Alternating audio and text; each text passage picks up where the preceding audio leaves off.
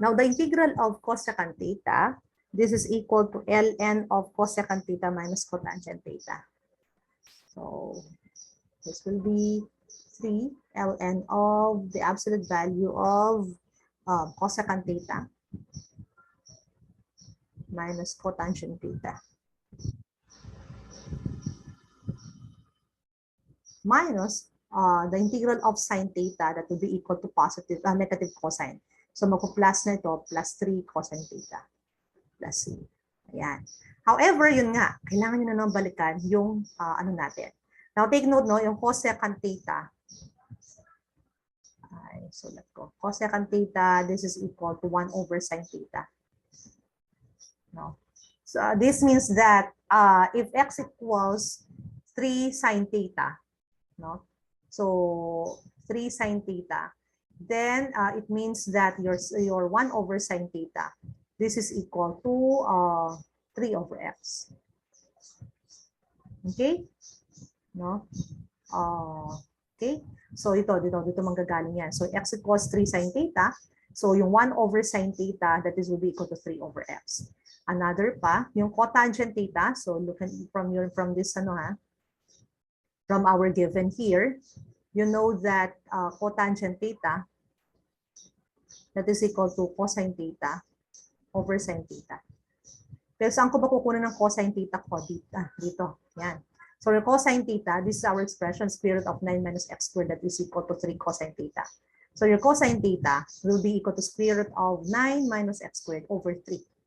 Square root of 9 minus x squared over 3. So that is my cosine theta. While my sine theta, it's x over 3. Ito naman, dito na naman kukunin yung value niya. All over x over 3. Therefore, you can consider 3 here. Your cotangent theta, this is equal to square root of 9 minus x squared over x. Ayan. Finally, your cosine theta here, that is equal to square root of 9 minus x squared over 3, right? So, ito yung mga answer natin. So, it means to say that you will have 3 ln of, now, cosecant theta, that will be equal to 3 over x. Then cotangent theta, that will be equal to square root of 9 minus x squared over x. Okay. Plus 3 cosine theta. So cosine theta ko, balikan ko lang ulit, 3 cosine theta. So 3 cosine theta, so that will be equal to square root of 9 minus x squared. So kasi nga ito yung buong 3 cosine theta. Square root of 9 minus x squared plus c. Okay, so that's our answer for number 2. Now next naman, number 3, you're asked to find the integral of 1 over square root of 9 plus x squared dx. So as you can see, this is of the form a squared plus x squared. Kaya gagamitin natin, this is our a. Your a here is equal to 3. Therefore, your x here will be equal to 3 tangent theta. Okay. Then your dx, it will be 3 secant squared theta, d theta. Ayan. What else? Ito, yung integrand natin, square root of 9 plus x squared. This will be a secant theta. Therefore, that will be 3 secant theta. Okay, then plotting all the values, substituting them, replacing them, I will have there 1 over this one, 3 secant theta. Okay, tapos yung dx ko naman ay multiplied to 3 secant squared theta, d theta. Ayan. Okay, so labang kulang. Okay, then afterwards you can now cancel the 3 here. So we're left with secant squared theta over secant theta. So integral na lang siya ng secant theta, d theta. And again, from your table of integrals, ano bang integral ng secant theta? the integral of secant theta is ln of secant theta plus tangent theta. No? So this is equal to ln of secant theta, absolute value of secant theta plus tangent theta plus c. Now going back again, ano ba secant theta? So secant theta is here, from here, your secant theta. This is equal to square root of 9 plus x squared over 3. Now for tangent theta, understood naman ang tangent theta naman from there, that is equal to x over 3. Okay, therefore our answer will just be equal to ln of square root of 9 plus x squared over 3 plus x over 3 plus c.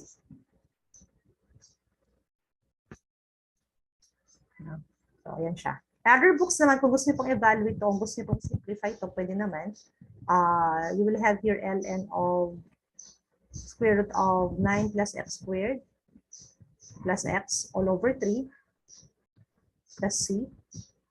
And then using yung laws of logarithm, this is division siya inside, no? So that means I can have ln of absolute value of square root of 9 plus x squared plus x minus ln of 3 plus c. But you know that ln of 3 is constant, kaya pwede na siyang isama mo doon sa constant mo doon. Finally, you can also have, your answer can be ln of square root of n plus x squared plus x plus c. So either ito yung sagot niyo or ito, pareho lang naman tama yan. So that's it. That's for our number 3. And then number 4, for our number 4, suppose you're asked to evaluate the integral from, so let's have a definite integral, 2 to 4 of square root of x squared minus 4 over x, no? Dx. This time, it's of the form x squared minus a squared. So, ang gagamitin natin x equals a secant theta, no? Ang e natin dito, it's 2. Therefore, your x is 2 secant theta. And derivative ng secant, that will be 2 secant theta tangent theta d theta. And then your ano pa ba, yung integrand natin, yung buong square root of x squared minus 4, this will be equal to 2 tangent theta. Yeah. So replacing everything.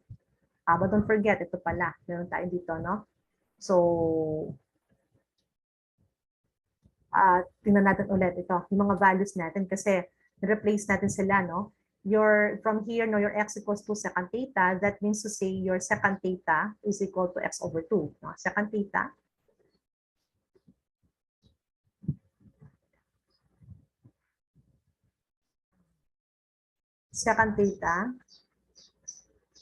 equals x over 2 here.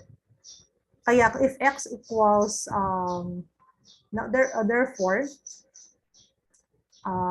if x equals 2, for example, your secant theta is equal to, so if x equals 2, their secant theta will be equal to 1. Therefore, your theta, kailan ba magiging 1 ang secant theta? So, magiging 1 ang secant theta if what value of your theta will be equal to 1. So, magiging 1 lang yan. Di ba? Ang secant theta this is equal to 1 over cosine. No, take note no, that your secant theta, your 1 over cosine theta is equal to 1. So, kailan ba magiging 1 over 1 value? That is when your theta is equal to 0. No? So, your theta here is 0. Now, the second one, your secant theta equals x over 2 pa rin yan. So, when x equals 4 naman, when x equals 4, here, when x equals 4, your secant theta will be equal to 4 over 2. Kaya, your secant theta is equal to 2. So, the question is, kailan naman yon? That is when your theta is equal to what? So, kailan naman take note that your secant theta is 2. That means to say your cosine theta is equal to 1/2. So when is your cosine theta will be equal to 1/2, that will be equal to 60 degrees or pi over 3. Pi over 3. So itong values na to, ito yung gagamitin natin dito, no? You will now integrate your function from 0 to pi over 3. It will be like that. Or ibabalik niyo siya doon sa original. So you can use ito for the meantime at huwag niyo munang gamitin ito. Find the indefinite integral, or you can evaluate from 0 to pi over 3. Okay, so that will be so kung itong bawa, i-ano natin yan, replace na natin, didiretso na natin siya ng 0 to pi over 3. Okay, I hope that's clear, no? If not, iwanan nyo muna itong dalawang to. Pagkatapos natin siyang ma-replace na in terms of the x values, that's the time that you have to evaluate from 2 to 4. So either way, no? So now, for the meantime, sige, ano muna natin, without the integrals, without the limiting the boundaries, no? So in spirit of x squared minus 4, this is equal to 2 tangent theta. And then your x here is equal to 2 secant theta. 2 tangent theta, tama ba? No, in spirit of x squared minus 4 natin, that will be 2 tangent theta, yung x natin, that is equal to 2 secant theta, and then your dx, that will be equal to, ito, 2 secant theta, tangent theta, d theta. 2 secant theta, tangent theta, d theta. Okay, now, what happens? So, cancel itong secant, 2 secant, and we'll just be left with 2 tangent squared theta, d theta, no? So I will have here 2 tangent squared theta d theta. Yeah. So again, we'll be left with 2, the integral of tangent squared theta d theta. But you know that itong tangent squared theta, wala naman ito dun sa ating table of integrals. But again, you can assign an identity or a function identical to this one. You know the tangent squared theta, that this is secant squared theta minus 1. No? Kaya papalitan mo siya. You'll have your 2 integral of this will be equal to secant squared theta minus 1 d theta. Okay. And then of course you will have here 2, the integral of secant squared theta, that is equal to tangent theta. So quantity tangent theta minus the integral of 1 d theta, that's equal to theta. Right? Now, it is sinasabi ko na pwede na kayo mag-evaluate from 0 to pi over 3 dito, if you want, no? If not, if you do not want that, pwede nyo balikan ngayon yung values na dito. No? It's up to you. If you would like to evaluate this automatically from 0 to pi over 3 na, dito na, diretso na dito. If not, kailangan nyo papalitan pa yung tangent theta nyo ng square root of x squared o minus 4 over 2. Yung theta ninyo, papalitan nyo siya ngayon ng secant inverse of x over 2 from this naman. Now, if you want, pwede na diretso na natin siya dito from from 0 to pi over 3. So, integrate na natin from 0 to pi over 3. Now, when theta is equal to pi over 3, so substitute na natin, no? So, that will be 2. Okay, this is when theta is equal to pi over 3. No? Pi over 3 muna tayo. Okay, that will be 2, tapos tangent pi over 3 minus pi over 3. Okay. Now, tangent pi over 3 is what? Ang pi over 3, that will be 60 degrees. That will be square root of 3 over 2 over 1/2. Kaya tangent pi over 3 is pi over 3. Square root of 3. No? Kasi ang pi over 3, that will be 60 degrees. Bakit ang aking drawing dyan? So, 60 degrees, yung sine mo, that will be square root of 3 over 2, and your cosine is 1/2. Kaya, you'll have square root of 3 over 2 over 1/2 or square root of 3. No? So, 2, ito ngayon, square root of 3 minus pi over 3. Yan. So, this is when your theta is equal to pi over 3. Now, the other one, when theta is equal to 0, 0 naman yan, 2 tangent 0 minus 0. Ang tangent 0 is equal to 0 because your value of your sine there is 0 and your cosine is 1. So ito ngayon ay 0. So ibig sabihin, the answer will just be ito na. So The upper limit minus the lower limit, the answer will be 2. The answer, therefore, will be equal to 2 square root of 3 minus 2 pi over 3. Okay, so ito yung sagot natin for our number 4. Okay, so that's all. So, ganun lang naman ang pag-substitute, paggamit ng trigonometric substitution, no? Upload ko muna to. Then, yung share, balik tayo dun sa ano natin, yung kanina. So, just this one. Ito lang naman yung kailangan yung tandaan na paggamit dun sa mga different forms, no? Kaya lang, careful kayo, kailangan, they are of the similar forms. They are of the forms, ganito, no? Then you have your, ano yung pag-substitute nyo, ano yung magiging equivalent ng mga integrants ninyo. After that, you have to also be reminded of the other techniques, no? For example nga, yung mga techniques natin for using powers of the trigonometric functions, also integration by parts if needed, and yung integration by substitution. And of course, syempre yung basic rules for integration. So all of them. So sama-sama na sila dito sa technique na to. Okay, so that's all. Thank you. And pwede pag-aralan pa yung mga iba pang mga examples dito.